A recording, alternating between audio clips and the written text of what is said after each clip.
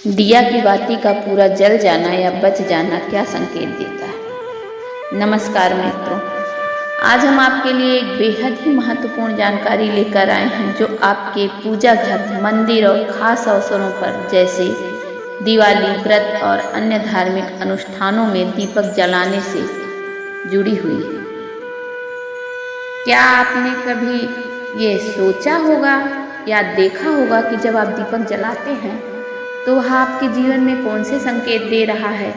क्या आपके दीपक की बाती पूरी तरह से जल जाती है या वह अधजली रह जाती है? और क्या दीपक की बाती पर फूल बनने का क्या अर्थ होता है? क्या आपको पता है कि पहले से जले हुए दीपक में बाती जलाना आपकी परेशानियों का कारण हो सकता है या नहीं?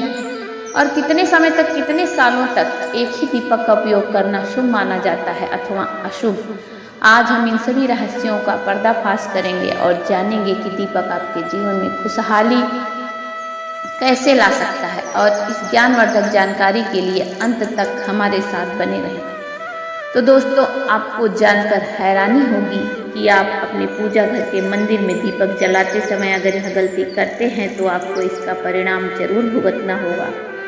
दीपक की बाती का पूरा जल जाना और बाकी का बच जाना भी अलग अलग संकेत देता है, जो हमारे लिए जानना बहुत जरूरी है। तो इन्हीं सब बातों को जानने के लिए इस वीडियो में अंत तक हमारे साथ बने रहिएगा। दोस्तों, जब हम पूजा करते हैं तो हमारा दीपक कभी कभी अचानक से बुझ जाता है और कभी कभी ऐसा भी होता है कि हमारे पूजा होने के बाद हम उस दीपक को भगवान के सामने जलता हुआ छोड़ देते हैं, लेकिन कुछ समय के पश्चात दीपक खुद ब खुद बुझ जाता है और उसमें अधजली बाती और घी बचा रह जाता है। और कभी कभी तो हमारे दीपक की बाती पूरी जल जाती है और उसमें फूल भी बन जाता है।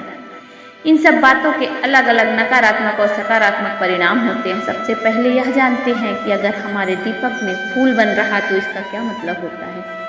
मित्रों, अगर हमारे दीपक की बाती में फूल बन रहा है तो इसका सीधा सा मतलब है कि भगवान ने हमारी प्रार्थना स्वीकार कर ली है और हमारी पूजा से प्रसन्न हुए।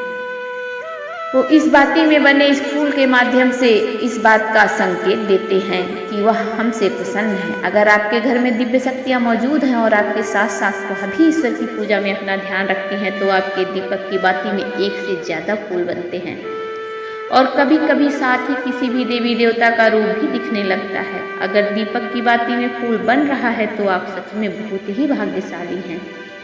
इसी के साथ दीपक जलाने के भी कुछ खास नियम आपको जरूर जानने चाहिए। अगर आप पहले से जले हुए दीपक में अपनी बाती रखकर जलाते हैं तो ऐसा करने से दुर्भाग्य आपका पीछा कभी नहीं छोड़ता है। और दीपक में पहले से जली हुई बाती की राख या फिर कालिख है और आपने अपनी बाती को इसमें रखकर जला दी तो ऐसा करने से भगवान आपसे प्रसन्न होने की बजाय नाराज हो जाते हैं और आपको इसके भयानक परिणाम देखने को मिलते हैं।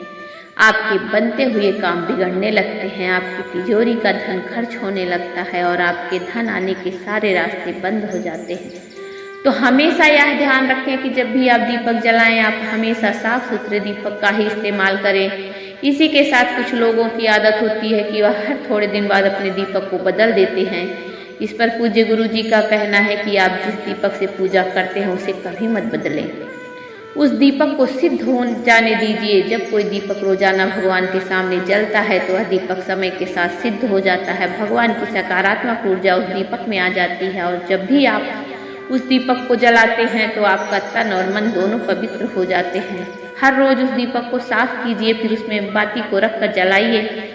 आप जितनी बार भी दीपक जलाएं उतनी बार उस दीपक को साफ करके बार बार इस दीपक में बाती जलाएं। लेकिन अगर आप गलती से भी उस दीपक को बदलते हैं तो आपकी तरक्की में रुकावट आ सकती है।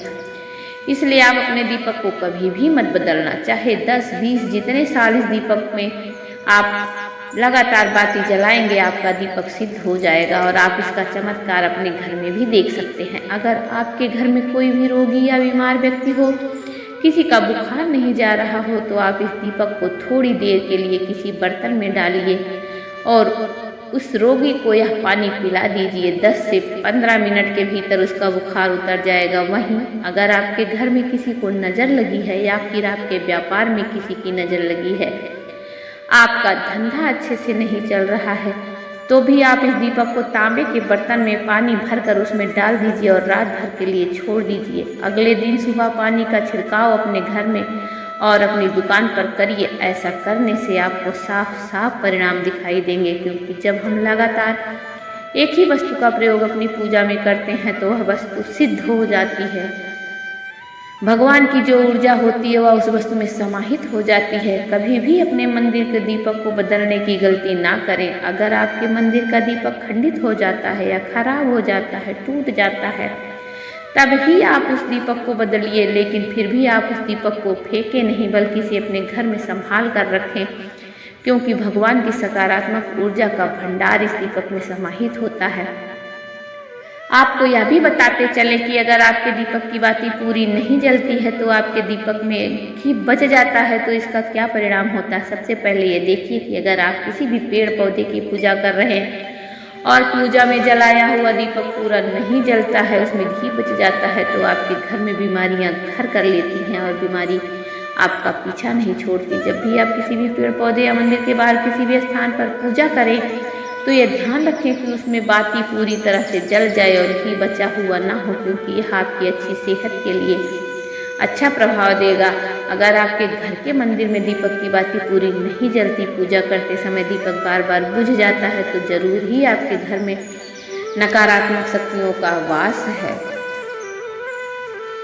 ऐसे में आप इन शक्तियों से बचने के लिए और भगवान की कृपा आप पर बनी रहे, ये इस बात के लिए आप सच्चे मन से भगवान का स्मरण करें और जब भी दीपक जलाए भगवान से प्रार्थना करें कि आपके आसपास जितनी भी नकारात्मक ऊर्जा हो वह आपसे दूर रहे और भगवान की कृपा आप पर बनी रहे।